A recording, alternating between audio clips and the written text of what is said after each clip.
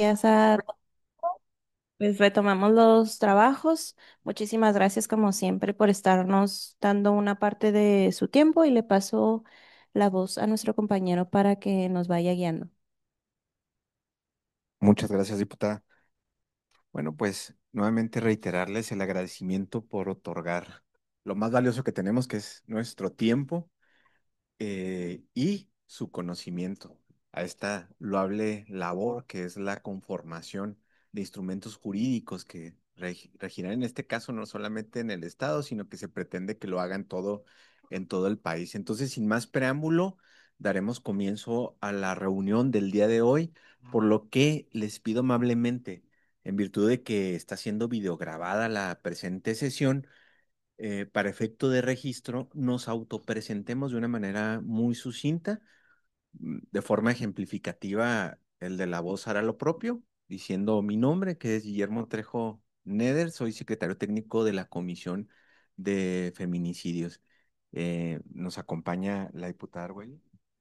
Sí, la diputada Jaela Argüelles, presidenta de la Comisión de Feminicidios. Beatriz Espino, asesora de la diputada Argüelles. Sandra Ortiz, muy buenos días, dictamen legislativo. Alejandra Morales, buenos días, también de dictamen legislativo. Muy buenos días. Por parte de la Fiscalía General del Estado, Marta Payares López, de la Dirección de Asuntos Penales y Amparo. Buen día, José Luis Luna Jaques, asesor técnico de la Secretaría General de Gobierno. Buenos días, Omar Ríos, asesor jurídico de la diputada Carla Rivas. ¿Qué tal? Buenos días, Héctor Luján, asesor de la diputada Jos Vega. Sí, buenos días. Rocío Landeros, asesora jurídica de la Comisión Ejecutiva de Atención a Víctimas. Buenos días, Norma Ledesma, comisionada ejecutiva de atención a víctimas del Estado de Chihuahua. Gracias. Y nos acompañan Yacel Villanueva, por favor, si nos haces favor, magistrada. Sí, muy buenos días. Yacel Villanueva, magistrada de la Quinta Sala Penal. ¿Me escuchan? Bueno, Perfectamente, magistrada. ay, gracias. Disculpen que no prenda la cámara, pero es por cuestión de señal. Pero aquí estoy. Muchísimas gracias. Entendemos, magistrada, muy amable.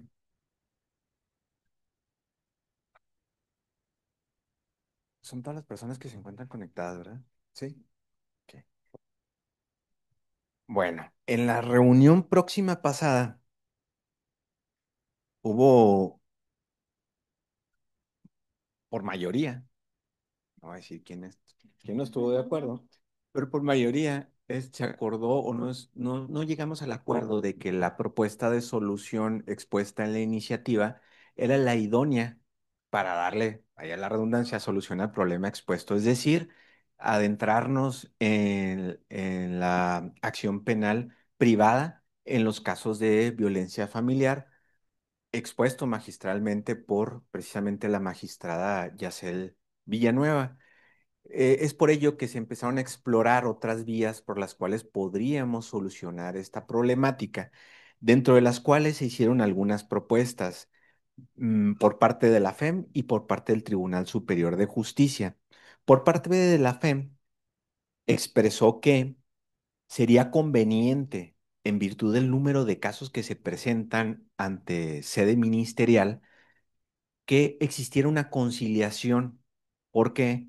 Porque nos decía que la mayor parte, no nos dio datos exactos porque no los tenía en ese momento, pero que la mayor parte de esos asuntos no eran graves y se utilizaban recursos que podrían reorientarse a los más graves y atender de esta forma la problemática expuesta, es decir, los excesivos casos de violencia familiar que se presentan ante la FEM. Otra de las propuestas fue por parte del Tribunal Superior de Justicia, donde decía que en el artículo 258 del Código Nacional de Procedimientos Penales podríamos establecer un presupuesto en el entendido de que tuviera un control jurisdiccional esta acción penal.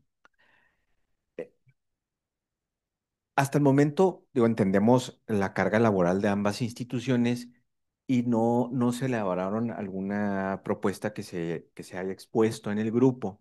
Sin embargo, aquí las compañeras realizaron una propuesta. No sé qué les parezca. Podríamos iniciar por esa parte, ¿sí? Por esa propuesta y dejamos pendiente estas dos vertientes que se manejaron en la reunión pasada, ¿sí? Adelante, entonces tiene el uso de la voz. Gracias, buenos días. La sesión pasada hubo un debate en relación a bueno, la postura del tribunal y la propuesta de la diputada María Antonieta, ¿verdad?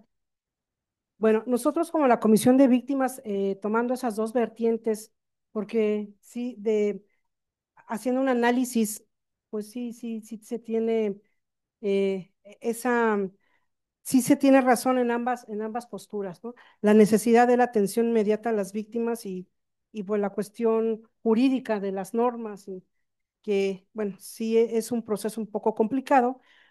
Entonces, entendiendo la propuesta de la diputada, la esencia es la conducción del imputado hacia la autoridad judicial, ¿sí? Entonces, la propuesta que hacemos desde la Comisión de Víctimas no es la reforma al artículo 258. Nosotros lo vimos estudiamos desde el estudio del artículo 141 del Código Nacional de Procedimientos Penales, donde habla de la conducción del imputado hacia la autoridad judicial. Nosotros estamos proponiendo se adicione un artículo en ese capítulo del 141, se adicione el 141 bis, denominándolo intervención judicial urgente en casos de violencia de género. ¿Sí? Aquí, la sesión pasada, y muy bien lo decía la magistrada, comentaba que con esa propuesta se visualizaba o se daba a entender hacia la sociedad que, pues, que el Estado estábamos fallando en la atención hacia las víctimas, lo cual coincido con ella, y en esa propuesta de intervención bueno, de promover la acción penal privada, se daba a entender que no hubiese una indagatoria previa, ni una querella, porque incluso la misma ley, el Código Nacional, en el articulado que habla de la acción penal privada, dice que la presencia ante el juez la hará las veces de querella. Entonces, aquí en esos supuestos no habría ninguna querella, ¿no? Por eso sería difícil que se planteara en cuanto a la violencia familiar.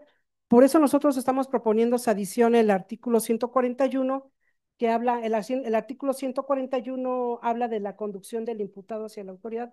Nosotros estamos pidiendo que se adicione el 141 bis para que se haga esa conducción a través de solicitud de la víctima o del asesor jurídico. Aquí es importante resaltar que al hacer esa propuesta, pues está en el entendido de que hay una indagatoria ya iniciada, ya hay una investigación iniciada. Lo único que se va a hacer es, pues, pedirle al juez pues, un poquito presionar al Ministerio Público para que acuda al juez y solicitar cualquiera de esas audiencias que nos señala el 141. ¿Sí? Si me permiten dar lectura al artículo 141 bis, que es la propuesta de reforma.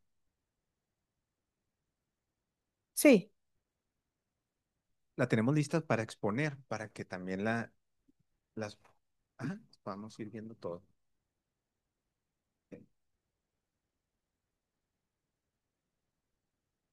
Tocayo, ¿puedo moverle? Es que mi tocayo está allá tras pantalla, ¿eh?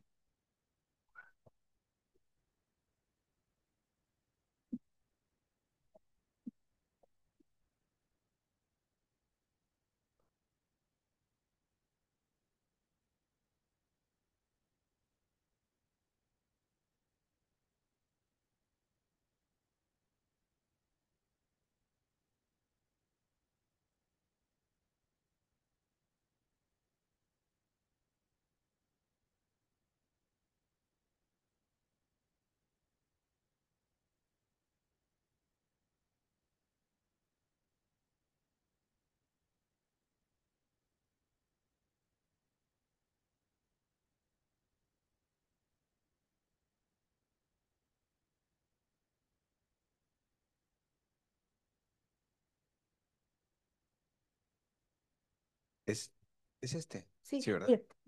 colocamos previamente el artículo 141, que es ese artículo habla del citatorio, orden de comparecencia y aprehensión, que es la conducción del imputado hacia la autoridad judicial.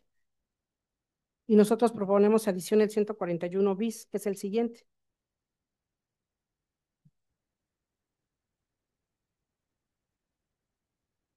La siguiente hoja. Sí. Disculpen, pero me voy a acercar un poco más porque es inalámbrico.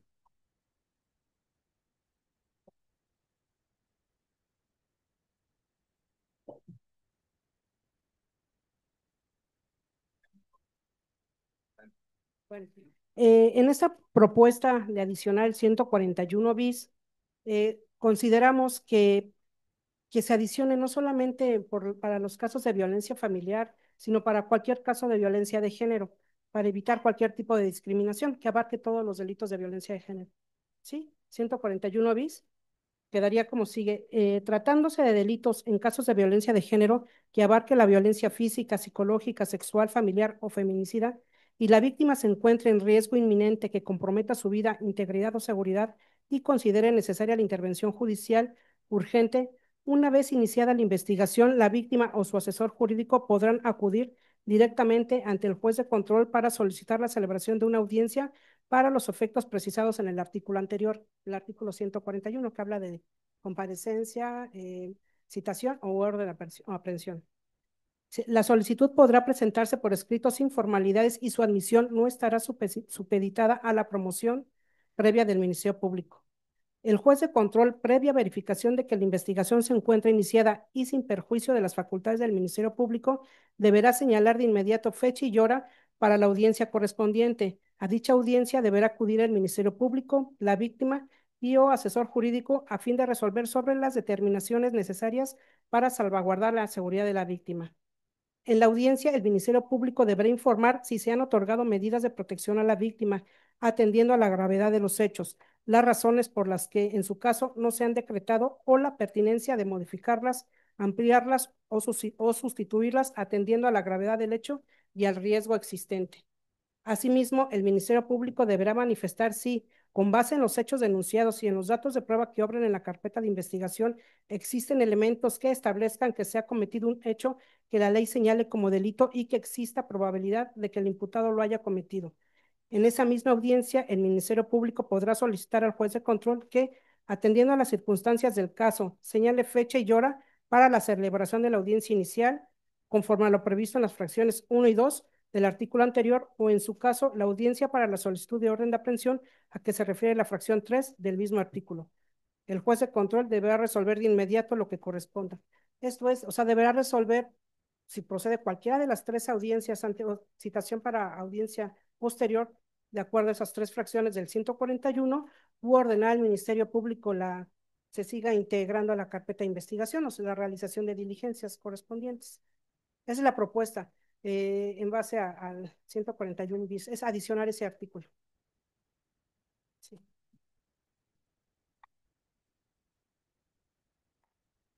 Muchas gracias. ¿Alguien desea hacer alguna intervención? Ah, te pido un favorzote. Ahí el micrófono. Gracias, qué amable. Una disculpa por la tardanza. Bueno, respecto a esto, ya ves que nos habían encargado respecto al 258, que podrían, pues, evidentemente, coexistir, de notificaciones y control judicial.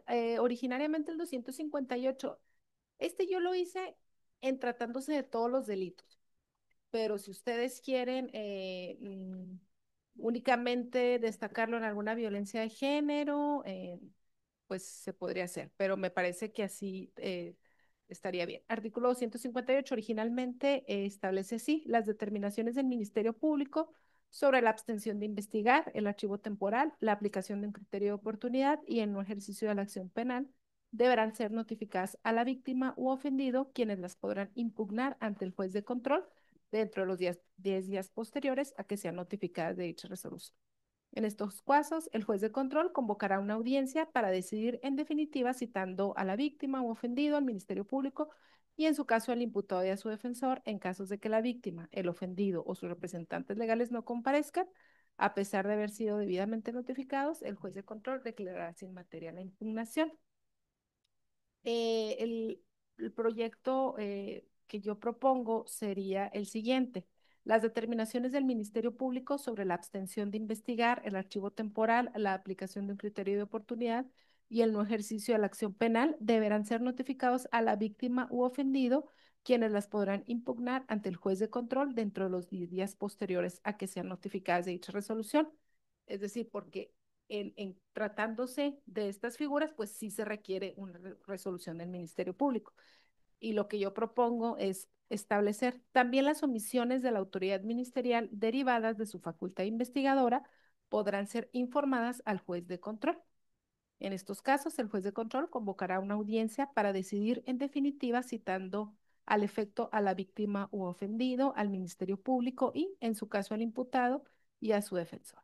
En caso de que la víctima, el ofendido o sus representantes legales no comparezcan a la audiencia, a pesar de haber sido debidamente citados, el juez de control declarará sin materia la impugnación y lo que señalaría sería esto.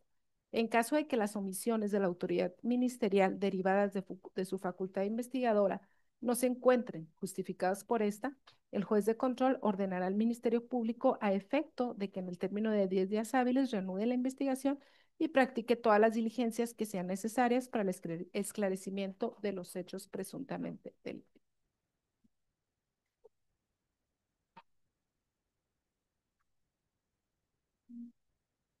Voy con la intención, adelante, adelante.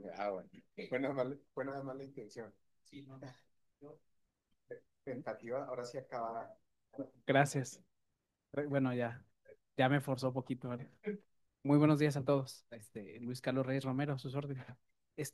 La verdad, yo debo de sincerarme, no estaba preparado para esta propuesta. Una disculpa de la edición del 141 bis.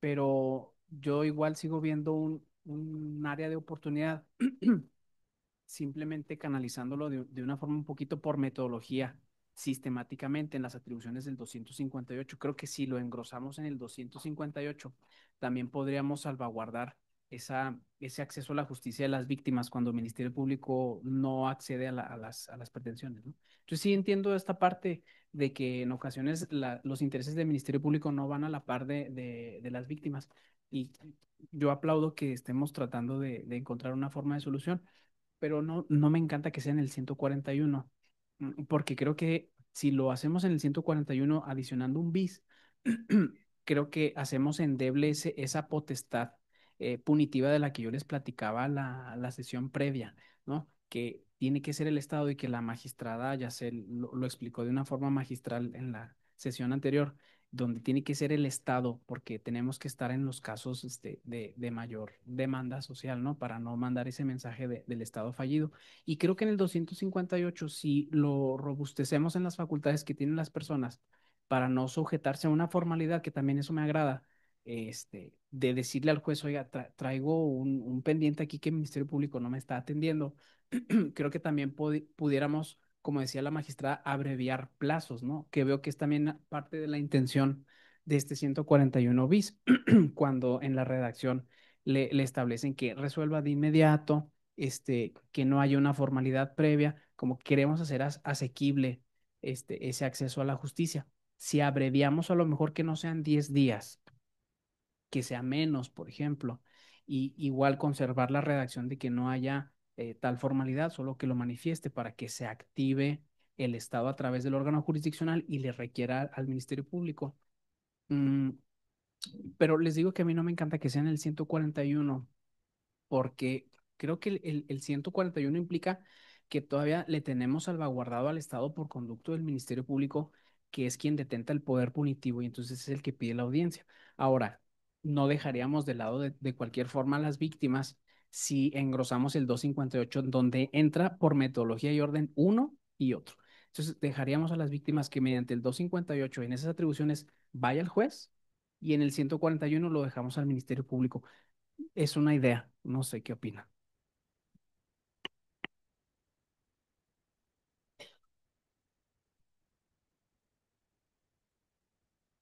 ¿Algún otro comentario? ¿No? Adelante. Gracias.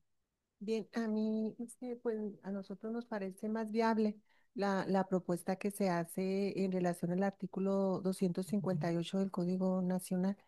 Esto por lo que ya comenta el juez, en el sentido de que si me parecen muy acertados algunos de los términos que se proponen al 141 bis, mas sin embargo, en efecto, pues ahí estamos hablando del capítulo referente a las formas de conducción del imputado al proceso, ¿verdad? Y esto, pues como ya bien se ha explicado, pues es una atribución al Estado, del Estado por conducto del Ministerio Público por mandato constitucional, de manera que me pareciera que si se adicionara un 141 bis, pues yo veo de cualquier manera como una acción penal particular, o sea, o como hasta medio confusa esa situación.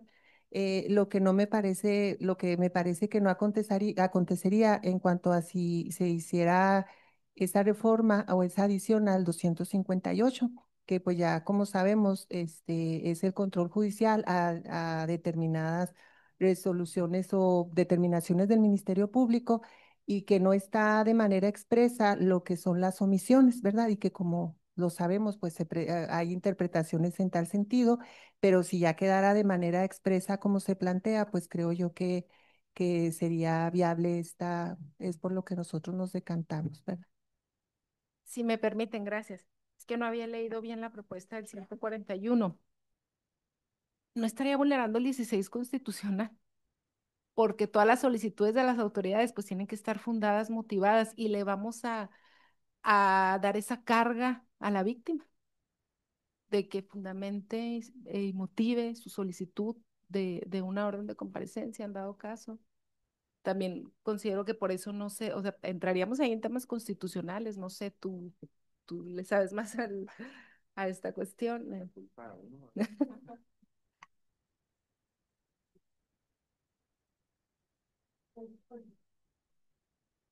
Sí, considero que no se estaría vulnerando el artículo 16 constitucional porque ahí expresamente dice que se hará sin mayor formalidad, no, a contrario de la propuesta que habían mencionado en la sesión pasada, donde dice que se debe de fundar, bueno, los requisitos de la acción penal privada, uno de los requisitos es que debe estar debidamente fundada esa petición, ¿no?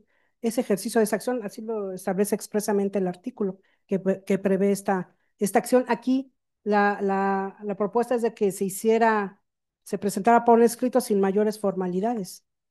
No se está imponiendo esa obligación de fundar esa petición hacia ante la autoridad. Simplemente es para impulsar la actividad del Ministerio Público hacia judicializar el asunto, el caso. Sin mayor formalidad, ahí lo dicen, sin formalidades. Sí, gracias. Sí, de hecho, yo creo que podríamos empatar ambas perspectivas en la medida en la que quien tendría la obligación seguiría siendo el Ministerio Público, ¿no? Entonces, si lo entendemos, esta construcción normativa bajo la premisa de que no tenga requisitos el conciudadano común y que incite al órgano jurisdiccional a la que le requiera el Ministerio Público en un ejercicio de rendición de cuentas, ¿no? De decir, oye, pues es que yo considero que ya estamos listos. Entonces, este órgano jurisdiccional, el Ministerio Público no lo está haciendo. Entonces, yo así entiendo que sea sin mayor formalidad en ese sentido, creo que es la intención. Me parece bien. Lo que entiendo yo que se estaría vulnerando el 16 constitucional es si de inmediato se va a la audiencia sin que previo haya algún análisis de que efectivamente a la audiencia hay algo que hacer en la audiencia, ¿no? En ese sentido, no pasemos desapercibido que sí me uno como aliado a esta causa, pero también a quien se va a notificar y a quien se va a molestar es un acto de molestia, ¿no? Y tenemos que también cuidar estas formalidades precisamente para que pase el tamiz de constitucionalidad y que la propuesta nazca saludable, ¿no? Por eso sí es importante que estemos visualizando posibles conatos de inconstitucionalidad. Y yo insisto, creo que si en el 141 no nos vamos directo a que pida la audiencia, pero reconducimos a que el órgano jurisdiccional requiera al Ministerio Público, incluso estaríamos salvaguardando también ese 16 constitucional para que ya Ministerio Público venga al órgano jurisdiccional con las formalidades de ley y diga, es que este asunto sí está listo, no está listo, ok, si no está listo, entonces ¿por qué no está listo, verdad? Mm, yo por eso también sí creo que el 141 bis em, habría que cuidarlo para que no se le llame de inmediato a la audiencia. Creo que si lo reconducimos al 258 con atribuciones de pedirle al juez que le requiera al Ministerio Público y no en 10 días, a lo mejor en menos tiempo, ya el Ministerio Público se tendrá que dar la tarea de fundar y motivar por qué sí o por qué no está accionando, ¿no? Pero sí soy de la perspectiva de que si le hablamos, creo que el 16 constitucional podríamos incurrir en alguna inconstitucionalidad. Sí, esta propuesta no es, esta audiencia que se está proponiendo en este artículo es previa a las audiencias que prevé el 141. O sea, esta audiencia no es para citar de manera inmediata al imputado, ni que se le gire citatorio, ni orden de comparecencia. Es una audiencia previa para que el juez tenga conocimiento en ese momento qué es lo que está sucediendo con el Ministerio Público, con el estado de la investigación. O sea, es previa, ¿eh?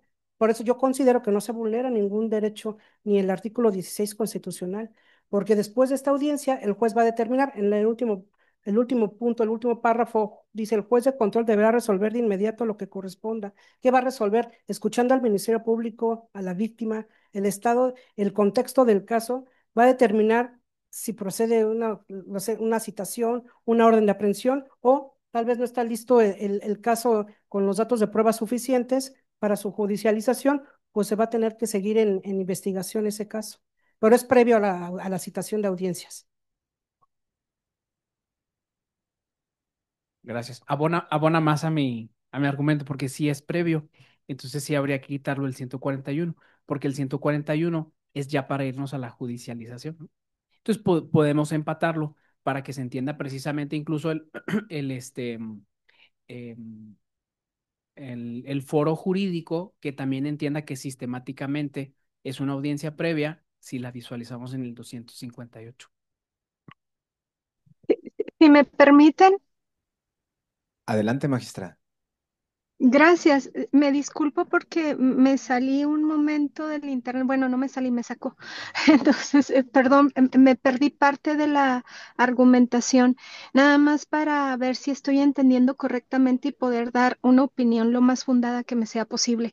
Estoy comprendiendo que hay una propuesta para el 141 bis que adicionar un 141 bis, que son las formas de conducción de las personas al procedimiento, y sigue estando en la mesa el análisis del 258 del Código Nacional. Es correcto, ¿verdad? Hasta aquí voy bien.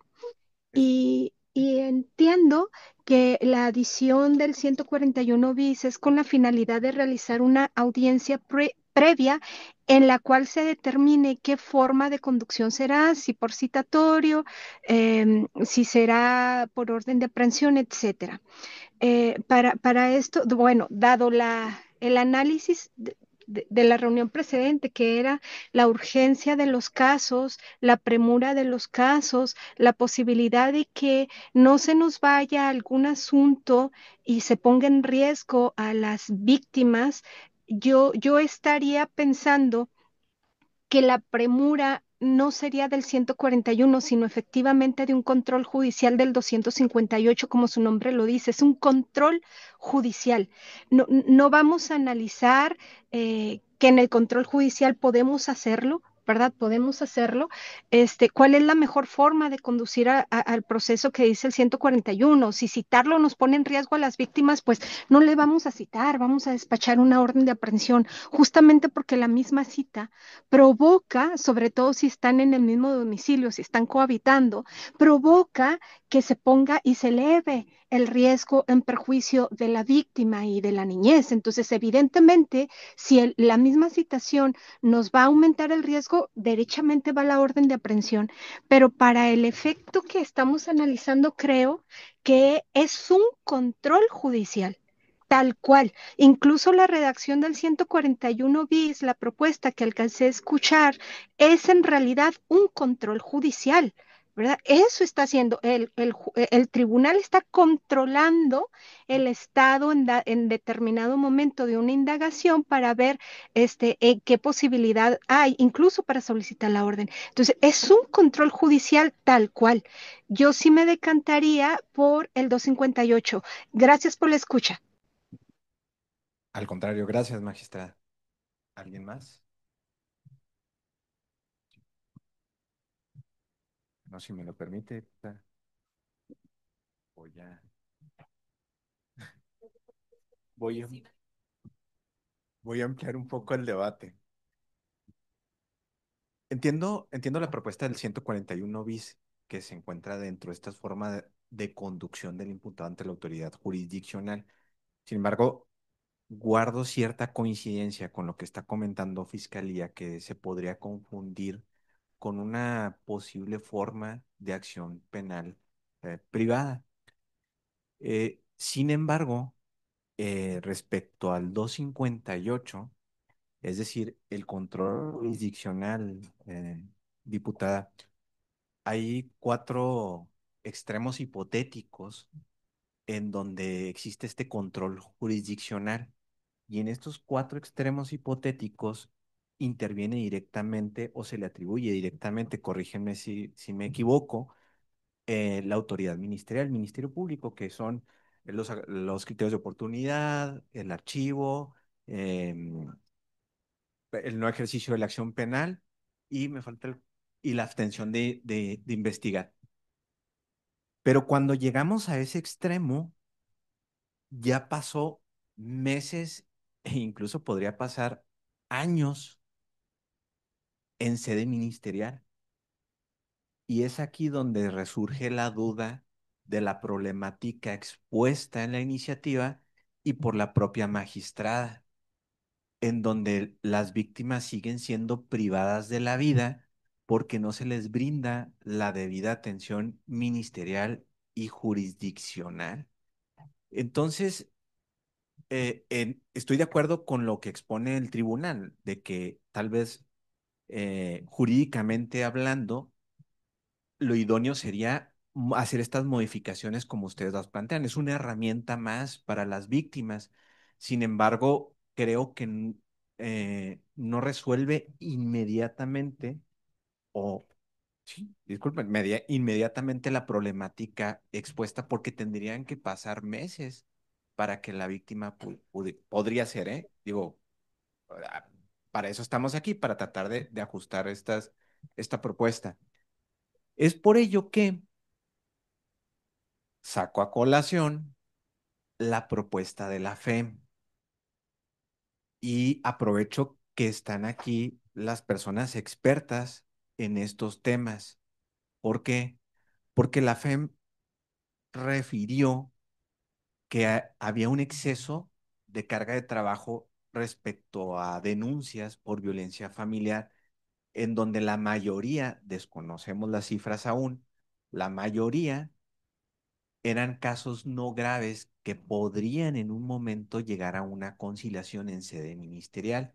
Es decir, estas salidas alternas, así es, que no son permitidas, no porque sean de oficio el delito, sino porque el propio Código Nacional de Procedimientos Penales no lo permite realizar estos acuerdos reparatorios, si mal estoy bien, ¿verdad? Ok, corríjanme inmediatamente, ¿eh? Tomen el micrófono. El mismo Código Nacional de Procedimientos Penales, diputada, establece en el artículo 187, segundo párrafo, que no proceden estos acuerdos reparatorios tratándose de los delitos de violencia familiar. Es por ello que estamos impedidos a proceder como lo solicita la FEM. La FEM argumentó que si omitiéramos esta parte y solamente quedaran exceptuados los casos más graves, podrían dirigirse los recursos a estos casos graves. Mi pregunta ¿es posible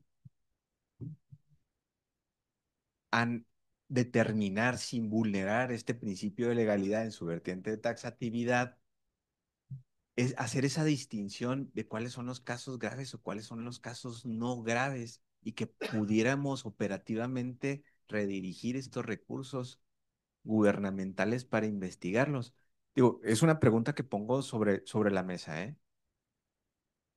Lo único que agregaría al respecto es que yo creo que ambas, las propuestas, tanto de parte de nosotros de 141 bis como lo que proponen del 258, lleva un objetivo que es la garantía de garantizarle la seguridad a las víctimas y que como está el código y como está más allá la interpretación y más allá de la interpretación, la ejecución es lo que ha llevado y considero que eso es lo que, por eso la diputada hacía esta propuesta, ha llevado a que en esa tardanza de estas audiencias o de esta decisión que sea un juez el que lo determinara, en este caso cuando decían de la acción privada, pero nosotros proponemos que sea un juez porque sí considerando la actuación del Ministerio Público y los excesos de la carga de trabajo, tal vez probablemente, es probabilidad,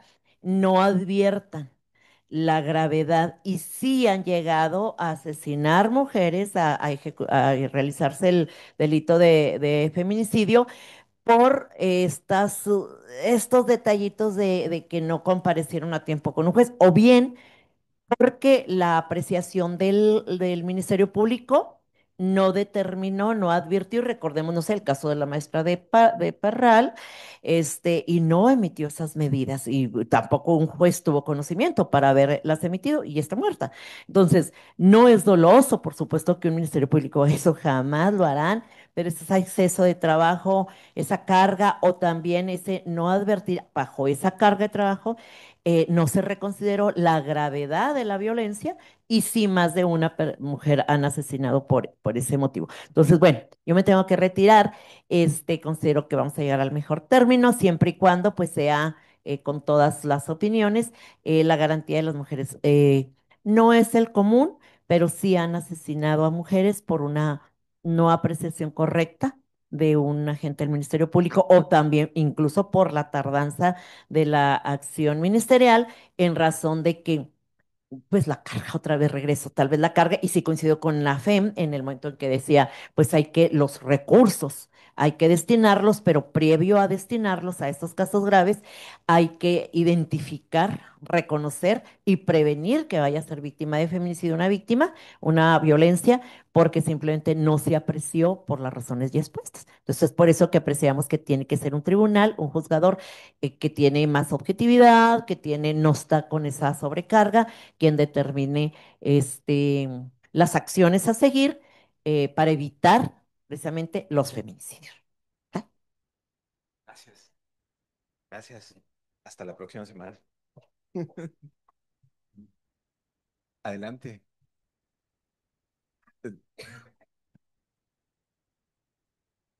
Gracias.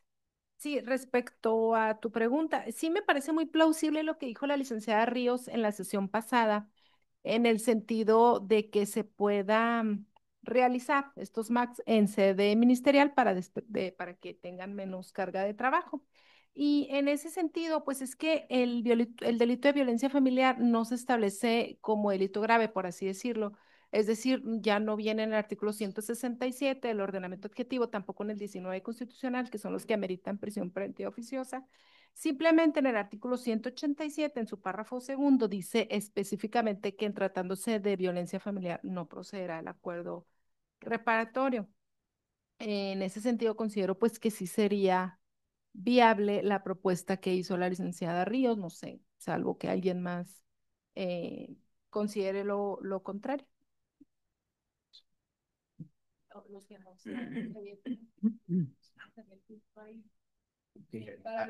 ¿Cuáles no? Miren, ¿Cuáles? Es correcto. Hacer, el artículo 19 constitucional nos marca los delitos que ameritan prisión preventiva oficiosa. Cuando una persona es acusada por un hecho en específico que tiene esa clasificación jurídica de feminicidio, de homicidio, de violación, eso amerita la prisión preventiva oficiosa. También cuando los delitos se cometen con medios violentos. Yo les quisiera compartir un poquito en la práctica, yo cómo lo he venido manejando eso, qué es lo que está pasando ahorita y en la actuación que su servidor y amigo está teniendo, es que se impone una medida de protección por parte del Ministerio Público porque la víctima acude y le dice, mire cómo ando toda moretoneada, por favor ayúdeme. Se les habla a la jurisdicción de su servidor y me platican. Le digo al Ministerio Público, platíqueme qué es lo que pasó en este caso, ¿verdad? Así empiezo la audiencia. Y entonces ya el Ministerio Público me platica qué fue lo que dice que hizo y mire cómo viene y tal. Entonces, cuando te comparte el Ministerio Público en ese primer momento el órgano jurisdiccional, este, tienes un parámetro objetivo a partir del cual puedes clasificar como grave o no grave, atendiendo a la violencia cuando se emplea, por ejemplo, un arma. Que lo señala el artículo 19, no se lo saca el tribunal de la manga, no, esto sí está grave, no, esto no está grave. El artículo 19 nos da un parámetro objetivo y lo dice expresamente, dice, cuando hay violencia en donde se emplean armas, pues eso es una violencia que amerita una prisión preventiva oficiosa. En esa condición, cuando se advierte eso, lo que hace es, bueno, se ratifican las medidas de protección, se le informa, en ese caso, al agresor, que es la práctica que he estado teniendo, que cumpla, se le apercibe que si no cumple, pues se le va a restar, que es lo que el medio de apremio que les he estado estableciendo, este, y sin perjuicio de que se les va a meritar imponer la prisión preventivamente, ¿verdad? Y a las víctimas, pues siempre les comento yo que sientan la tranquilidad de que la autoridad estamos para cuidar, para servir, para salvaguardar, y que si en algún momento se sienten en peligro, pues que sepan que la autoridad no somos omnipresente. Entonces, que por favor nos ayuden salvaguardándose ellas de momento, que llamen al 911, que es la autoridad más cercana, que les puede salvar la vida, y que se lo platiquen al 911. ¿Para qué? Para que pidan la audiencia al órgano jurisdiccional, se imponga el arresto y en lo que está privado de la libertad me pidan la audiencia y se judicialice. En la práctica eso es lo que su servidor ha estado estilando como para tratar de atender este fenómeno, ¿no? De que necesitan apoyo. Entonces, lo que yo les digo es, mire, avísele a la autoridad más cercana, 911 le puede salvar la vida. No somos omnipresentes, por favor, apóyeme. Usted cuídese como Dios le dé a entender en ese momento y llame al 911. Y bueno, ya en esas condiciones ya estaríamos interviniendo, ¿no? Este, Creo que entonces un parámetro para establecer un delito grave o no grave nos podría apoyar ese artículo 19 constitucional, cuando ya está la violencia también empleándose con un arma. Creo que ahí nos brinca ese foco, respondiendo a esa pregunta que se planteaba, ¿no? En la ampliación del debate para, en estas ideas, tratar de encontrar una mejor solución. Creo que ahí encontramos un parámetro objetivo. Luego, yo sí encuentro un poquito de dificultad para la propuesta de la FEM de estar conciliando los asuntos en sede ministerial. El artículo 198 dice lo que dice porque, como sabemos, cuando hay violencia por mandato expreso, no se puede hacer un acuerdo porque la voluntad pues está viciada, ¿no? O sea, hubo violencia y entonces para que un acto jurídico sea válido necesitamos una voluntad. La voluntad tiene que estar sana, tiene que estar saludable y para que una voluntad esté saludable pues implica que no haya violencia. Entonces, por mandato del ordenamiento jurídico, cuando hay violencia no puede haber acuerdos. Pero entonces tenemos una solución que es la suspensión condicional del proceso, que es una especie de arreglo o de acuerdo, pero como conato de tal, es un conato, porque no hay impunidad.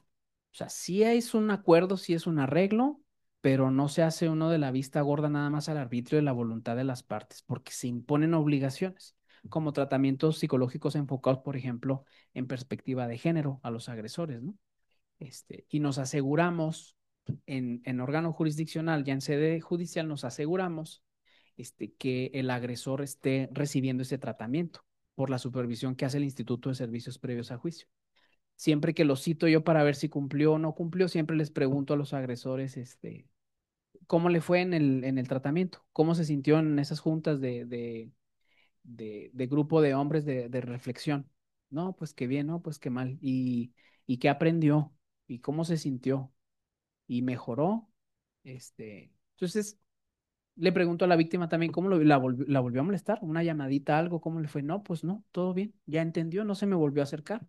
Él me dice que se abrió, que se dio la oportunidad de mejorar como persona y doy por terminado en esas condiciones el asunto. Entonces, hay un tamizaje también para verificar si surtió efectos o no surtió efectos. Vemos si se cumplieron o no se cumplieron esos tratamientos psicológicos reeducativos en perspectiva de género. Este, y hay una imposición de obligaciones, pero esa imposición de obligaciones que se hacen en la suspensión condicional del proceso implican actos de molestia. Entonces, al ser actos de molestia, bueno, pues lo que hacemos es mínimo que haya una vinculación a proceso, porque el 14 constitucional nos dice, ¿no? Que nadie puede ser molestado en su persona, sus propiedades, posesiones, etcétera, si no es mediante mandamiento escrito. Entonces, ese mandamiento escrito lo, lo entendemos en ese auto de vinculación a proceso y a partir de ahí le ponemos las obligaciones, no como acuerdo, sino como obligaciones, porque no va a haber impunidad. Sí voy a dar la oportunidad de que se lleve una negociación, una salida alterna, pero no me voy a hacer de la vista gorda yo estado, no voy a hacer como que esto no pasó. Voy a tomar cartas en el asunto y voy a empezar a vigilar que tú cumplas con tus tratamientos psicológicos reeducativos, pagues reparación del daño, entre otras obligaciones que se pueden imponer. Pero implica entonces que hay un acto fundado y motivado previo que justifica que se le impongan esas obligaciones. Entonces creo que encontraría yo ahí un poquito de conflicto si no hay un auto de vinculación a proceso y Ministerio Público ya hace una especie de suspensión condicional del proceso. Porque como ya vimos, acuerdo no es viable, el acuerdo no es posible, ¿no? Hay que tomar cartas en el asunto como Estado para vigilar qué es lo que está sucediendo y que no vuelva a ocurrir en dado caso. Pero para eso imponer obligaciones, pues hay que hacer un mandamiento escrito, fundado y motivado por un tribunal previamente preconstituido. Entonces, yo ahí encontraría esa dificultad de FEM. No sé si hay alguna propuesta sobre sortear ese artículo 14 constitucional. No sé cómo se podría franquear en ese sentido. Adelante. Bien, a mí me llama la atención la propuesta que hizo en la sesión pasada la representante de la Fiscalía Especializada, porque efectivamente, pues ya el legislador prohíbe, ¿verdad?, los acuerdos reparatorios en tratándose de violencia familiar, por las razones que ya acertadamente ha explicado aquí el juez, dado que no existen condiciones de igualdad, ¿verdad? Y las presiones que se pueden dar por parte del agresor, por parte de los familiares, los sentimientos ambivalentes que puede presentar las víctimas de violencia familiar, dado que se encuentran en un ciclo. Entonces, bueno, a mí me gustaría, creo que este tema requiere de un análisis profundo porque a mí no me parece viable que en sede ministerial, o sea, esa propuesta de que se haga un acuerdo y mucho menos en sede ministerial, que proceda esa reforma, ¿verdad? Porque, bueno, la vez pasada se hizo esa propuesta, más sin embargo, no lo sustentó, no sé, argumentaciones en qué se basa, pues, para una propuesta.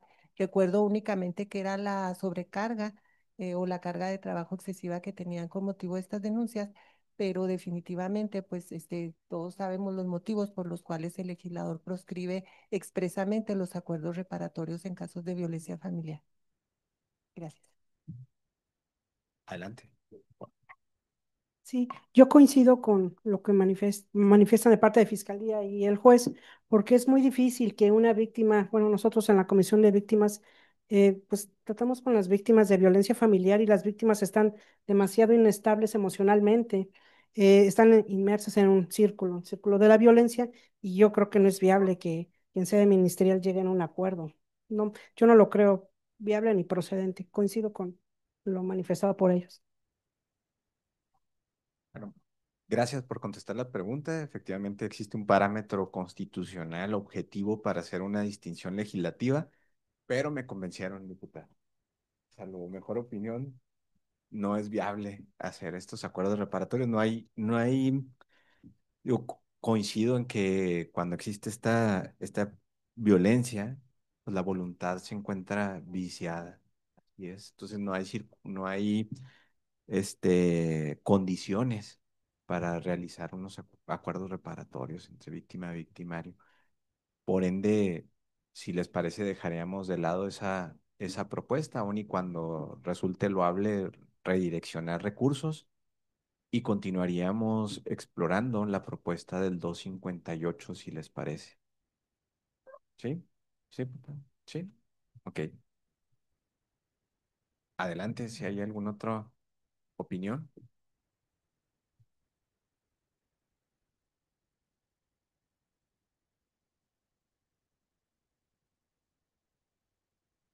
La- el único eh, inconveniente, y lo pongo entrecomillado, que le veo al 258 es esta parte en donde me da la impresión de que tendrían que transcurrir meses para que pudiera existir.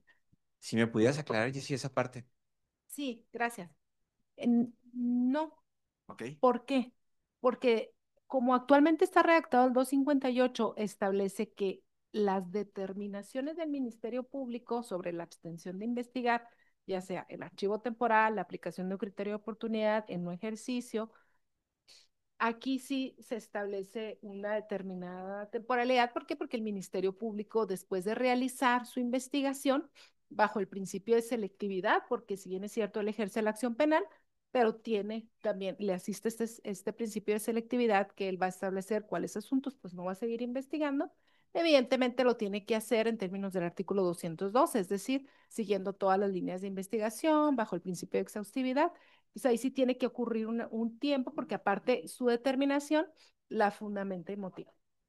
Pero la propuesta sería las omisiones, cualquier omisión. En ese sentido es, juez, Ministerio Público no me recibe un testigo. Juez, Ministerio Público no ha señalado, no ha solicitado una fecha para formular imputación. Juez, Ministerio Público no me ha mandado con el perito para que se me hagan las periciales correspondientes. En ese sentido es el juez cita inmediatamente al Ministerio Público y le dice, estás incurriendo en omisiones, te exhorto, pues aquí le puse ordena, no me encanta, pero evidentemente yo no soy legislador, pero para que impulse al Ministerio Público a que realice de inmediato todas estas omisiones de que se duele la víctima. En ese sentido, más o menos, es mi propuesta. No sé si me expliqué, no tienen que pasar meses, no tienen que esperarse a que determine estas figuras del archivo temporal, la aplicación de un criterio o el no ejercicio. Simple y sencillamente, a mi consideración, el Ministerio Público está siendo omiso, juez, eh, impulsa la investigación, dile que impulse la investigación. Aquí también se podría establecer que el juez tendría que, se me ocurre, citar en una audiencia, no sé, de 3 días, 48 horas, pues para que se impulse, ¿no? Claro. En ese Sería cualquier sentido. actuación en cualquier momento. Sí. Perfecto. Sí, aquí también me interesaría comentar que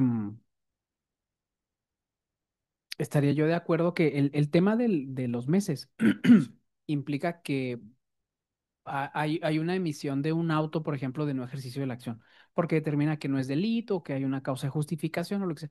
Entonces, en esa premisa es donde entraría la hipótesis que comentas, ¿no? Que pueden pasar meses porque el Ministerio Público investigó y luego ya después determinó que no, esto no lo voy a judicializar. Entonces, en ese caso sería la hipótesis de meses. Pero cuando lo abarcamos así amplio y decimos abstención, o sea, que hay una abstención, que puede ir la víctima y diga, oye, no investiga. O sea, yo no conozco términos jurídicos, pero oiga, juez, y sin formalidad, por ejemplo, ¿no? Como lo están poniendo, eso me agrada. Oiga, no investiga nada. Ya le dije que la semana pasada, mire cómo que no hace nada. Este, mm, una abstención del Ministerio Público, ¿no? Se habla a la audiencia, platíquenme qué está sucediendo. Bueno, detecto abstenciones, incluso va en la hipótesis de abstenciones, ¿no? No está haciendo nada, entonces se le requiere al Ministerio Público para que en un lapso de temporalidad considerable, ahí nos da un poquito de flexibilidad del código para que el órgano jurisdiccional pondere cuál es el acto procesal que se va a hacer y digas cuánto tiempo le vas a dar al Ministerio Público. Esto es urgente, te doy tantas horas, te doy 3 días, te doy 5 días, bajo, so pena de multa o so pena de cualquier otro medio de apremio, ¿no? Pero creo que también no estaríamos incurriendo en prolongar o dilatar el acceso a la justicia cuando platicamos de abstenciones, así en general. U omisiones, sí, claro, abstenciones, omisiones. Ujú. Cualquier inamovilidad. Claro, cualquier cuestión que no está haciendo el Ministerio Público. Aquí en el 258, le hablamos para que nos digan qué está sucediendo. Efectivamente, se advierte que está hilando el mismo Ministerio Público. Bueno, pues te doy tantas horas, te doy tantos días para que me acredites que ya hiciste lo que la víctima te está solicitando o fundes y motives por qué no lo está haciendo, para que también la víctima, si en dado caso no está de acuerdo y tú consideras que lo estás haciendo con parámetros legales y que por eso no estás haciendo lo que te están pidiendo, bueno, pues venimos en nueva cuenta a una audiencia para analizar si efectivamente está pegado a derecho lo que no estás haciendo, ¿no?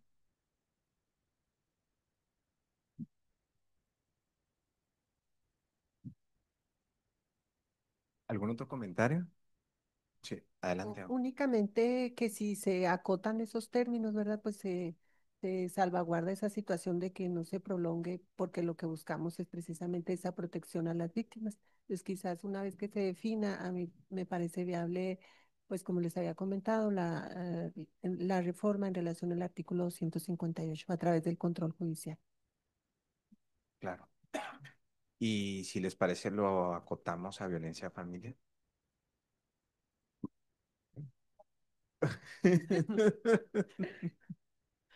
Pero lo podemos poner para todos, pero adelante, adelante.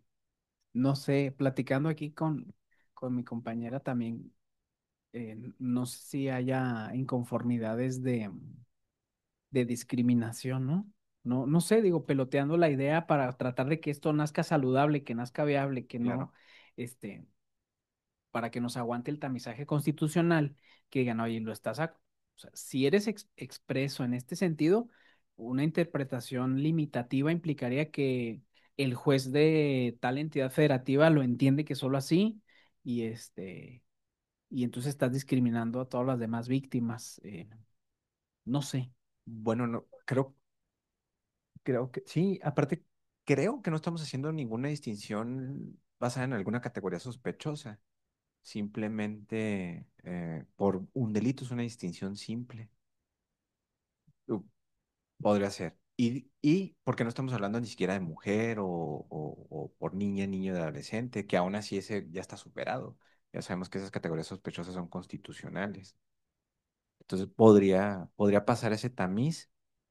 Claro está que no es obstáculo para abstenernos de realizar ese ejercicio constitucional en virtud de esa distinción. El problema que le veo es que imaginemos que abarca toda la parte sustantiva y de repente todas las denuncias o todas las inamovilidades por cualquier actuación empiecen a llegar a sede judicial, todas. Y de repente tendría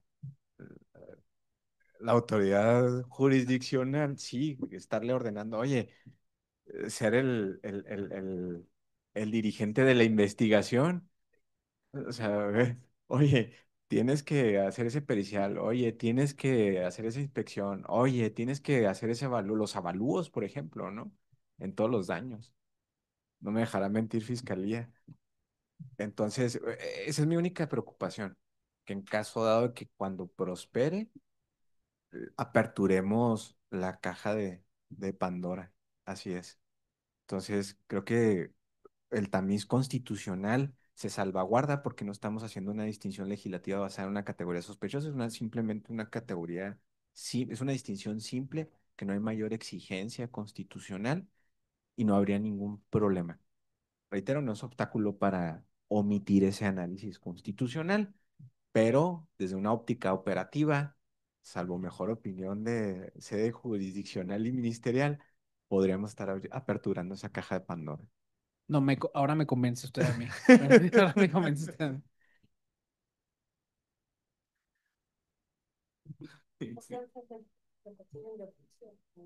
O delitos de violencia de género. Bueno, pues yo imagino una Sí, víctima, sí, pero sí, pues, una víctima de violación que incurran en omisiones no tendría esa posibilidad de acudir a través. Y no, sí, yo considero que sí hay ahí una causa de discriminación para esas víctimas de mujeres o de violencias que son de violencia de género. sí, sí, sí, y ya está. También, o sea, el panorama epidemiológico de Chihuahua, creo que lo satisface. Yo sé que... No se preocupe. Así, porque no soy abogada, no lo voy. Oh, no, de verdad. Buenas tardes, ¿cómo está, doctor?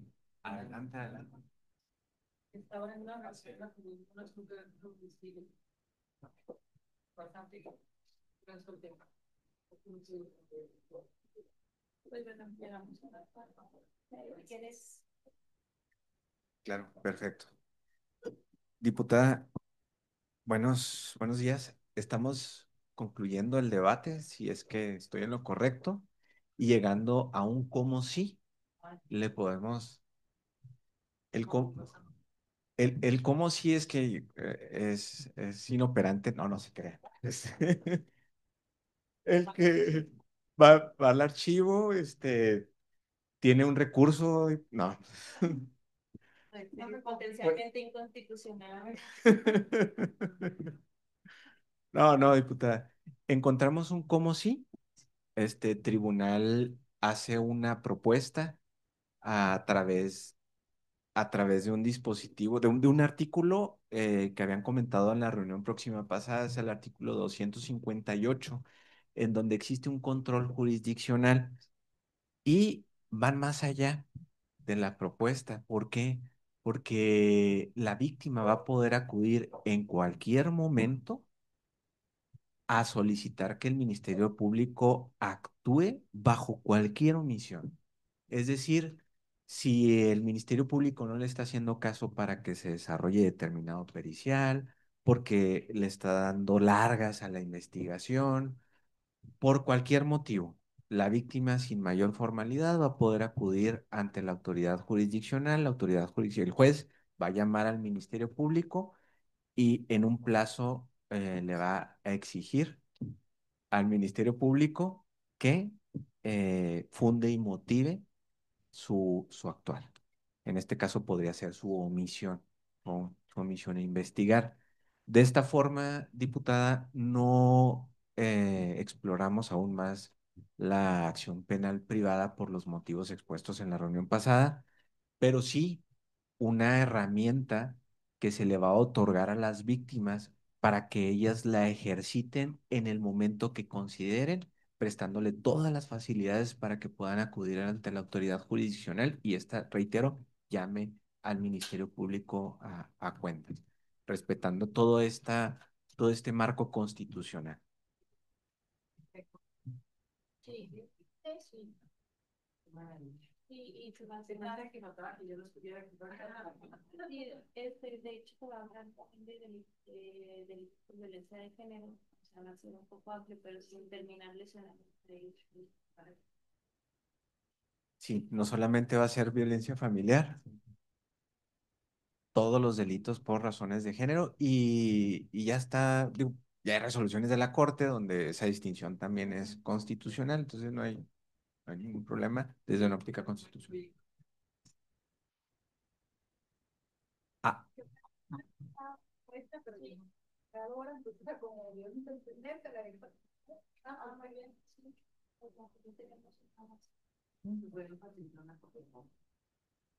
claro, claro.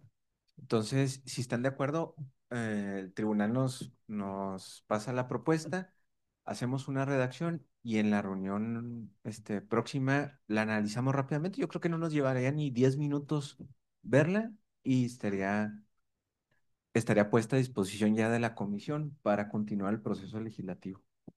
¿Sí, puta? ¿Ok? Bueno, pues si no hay ningún otro comentario, no porque haya llegado ya vamos a terminar. De hecho, la estábamos esperando para darle buenas noticias. Era lo único que estábamos esperando.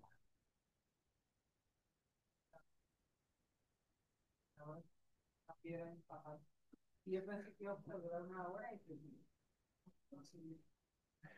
pero bueno, veamos. Diputada presidenta, en el orden del día existe otra iniciativa. Si les parece, no exponemos el tema aún porque... sí, ok. Vámonos. Diputada, le pido el micrófono porque... Yo tengo que ir a la comisión de presupuesto, que ya empezó también hace media hora. Dado que ya terminó la reunión, creo, que pudiéramos tomarnos una fotografía con las autoridades los funcionarios que nos acompañan, porque es histórico de veras que estén ayudándonos a sacar un tema tan interesante y tan importante. ¿Nos ayuden con eso? Sí. Nos podemos parar aquí todos para que saquemos la nota, como la primera que sacar un boletín. Sí.